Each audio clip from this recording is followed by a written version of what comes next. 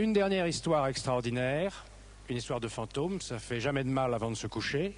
Et cette histoire de fantôme, c'est celle du fantôme de la belle Lucie. Elle se passe chez nous, en France, à Vos, dans l'Allier. Au cœur de l'Auvergne, dominant de ses hautes tours la plaine de l'Allier, se dresse depuis 8 siècles le château de Vos. Un château de légende où il se passe des choses étranges. On raconte qu'au XVIe siècle, le châtelain tomba éperdument amoureux d'une très belle jeune fille nommée Lucie. Pendant qu'il était parti guerroyer, son épouse, pour se venger, la fit assassiner dans la tour carrée. On raconte aussi que depuis, Lucie... Le baron Ephraim Tagori de la Tour vit seul au château. Ses insomnies le poussent souvent à arpenter les couloirs à une heure avancée. Où va-t-il? Je dors mal. C'est vrai que je dors très très mal. Donc je me promène. Mais ce château, pendant la nuit, vive. On attend beaucoup de choses, des armures, des chuchotements, beaucoup de choses. C'est très vivant et très intéressant. C'est là, dans la salle des pendus et dans le chemin de ronde, que chaque nuit, le baron a un rendez-vous. Un rendez-vous mystérieux qu'il ne manquerait pour rien au monde.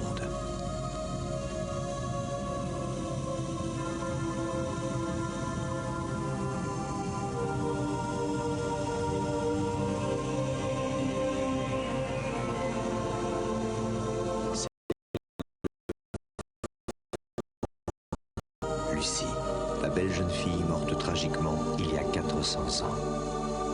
La première fois, j'ai vu Lucie comme petite lumière. Après quelques temps, j'ai vu la lumière en pleine, surtout la pleine lune. Je vais dans toute la puissance. Et je vais aussi dans cette lumière l'ombre que font une silhouette d'une personne humaine. Le baron n'est pas le seul à avoir vu le fantôme. Une jeune étudiante, Florence, travaille au château.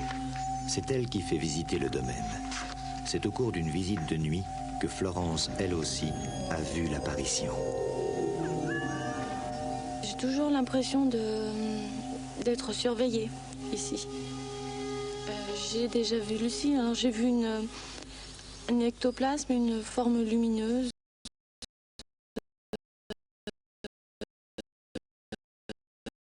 Quelques secondes après, avec à l'intérieur une sorte de silhouette de femme.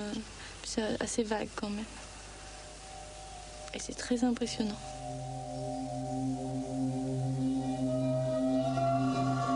Il est évident que ce château a une âme. Ce château, les pierres de ce château, de très anciens, qui a souffert, qui a vécu, qui a fait vivre ces pierres et qui est encore là d'une façon un peu mystérieuse, bien sûr, très mystérieuse même, mais très précise. Vos est pourtant un village si tranquille. Qu'y a-t-il vraiment derrière les murs du château mystérieux? C'est en août 1984 qu'une équipe de France Inter, intriguée par la rumeur, décide de venir faire un reportage sur ces phénomènes étranges. Ils veulent tenter l'expérience de voir Lucie en direct et, si possible, de l'enregistrer. Un médium, Raymond Réan, et sa petite fille de 10 ans, Aurore, se sont joints à l'équipe.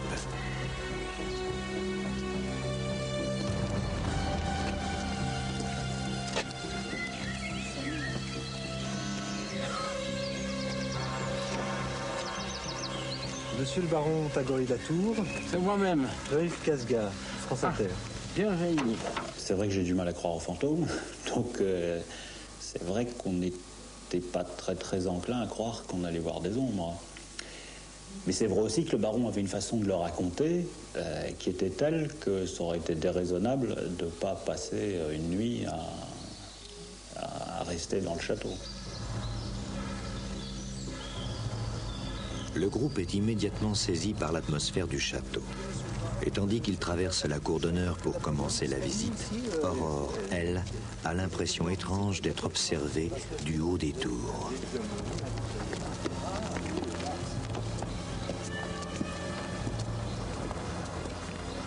Le fantôme de Lucie va-t-il se manifester ce soir? Laurent, tu viens? J'arrive, grand-père.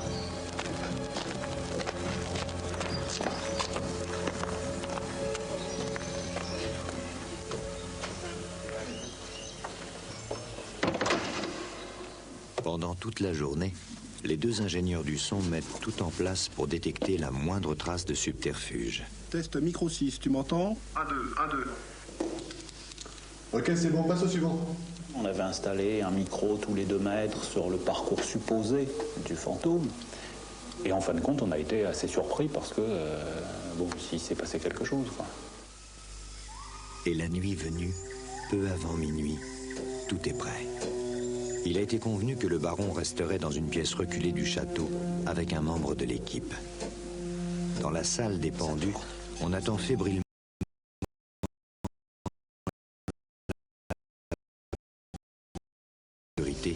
le deuxième technicien a installé le matériel dans une autre pièce qui sert de régie.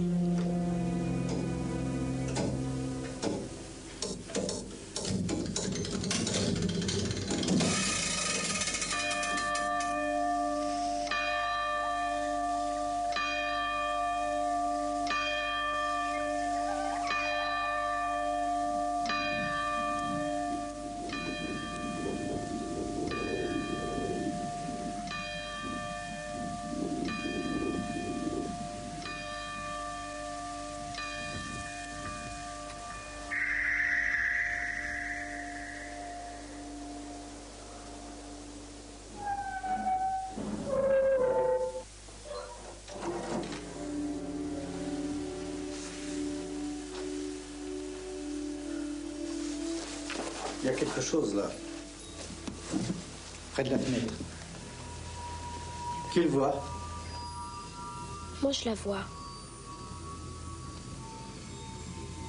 Ça grandit. Mais où? Quelle fenêtre?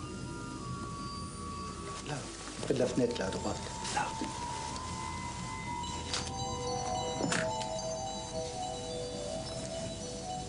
Vous avez vu? Merde, je la vois. Je la vois.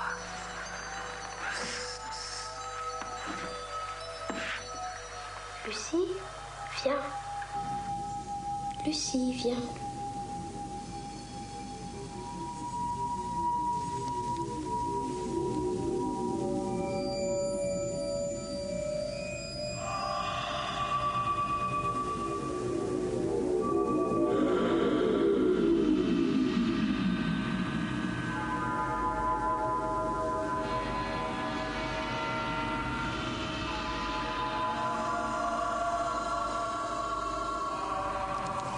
Prends une photo. Lucie, viens. Viens, Lucie. Père, t'es à côté de moi, j'ai peur.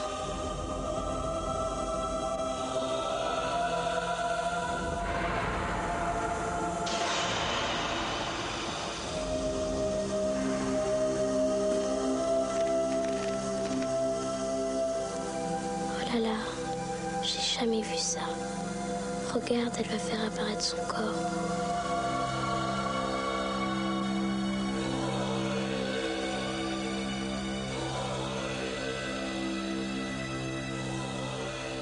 Regardez, elle se dirige vers le chemin de ronde. Et c'est à ce moment-là, dans le chemin de ronde, où des micros ont été installés tous les 2 mètres, c'est à ce moment précis qu'un bruit très étrange va être enregistré. Écoutez.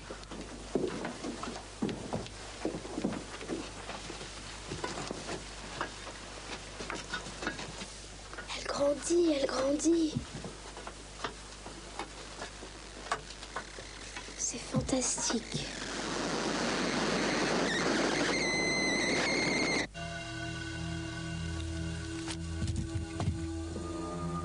Non, j'ai jamais entendu un bruit comme ça. Surtout dans ces conditions, il était minuit et demi, dans une pièce où on est seul. Donc j'avais envie de voir et quand je suis parti pour voir, j'ai allumé ma torche et puis je ne m'attendais pas à les voir de dos, je les ai vus de face. Donc c'est là que je me suis rendu compte que Le phénomène était entre moi et eux. Certainement, j'avais dû le traverser. Je crois que c'est terminé, on ne verra plus rien. Elle était semi-matérialisée, vous voyez. On ne la voyait pas entière. Ou alors, quand je la voyais entière, on ne voyait pas les habits, on voyait qu'une ombre. Ou alors le visage. Et c'est seulement que quelques instants qu'on a pu la voir entière. Des fois, on voyait que la moitié du corps. Et puis, ma petite fille l'a vue et lui a dit « Lucie, viens ». À ce moment-là, le fantôme s'est encore plus concrétisé. Il est venu vers ma petite fille. Vous imaginez la surprise. Grand-père est à côté de moi. J'ai peur. C'est une forme un peu nébuleuse, éclairée de l'intérieur, qui est apparue par flash. Je l'ai vu donc au début de façon très floue. Et puis j'ai eu 2 ou 3 flashs très importants. Et là, donc je ne pouvais plus douter de ce que je voyais.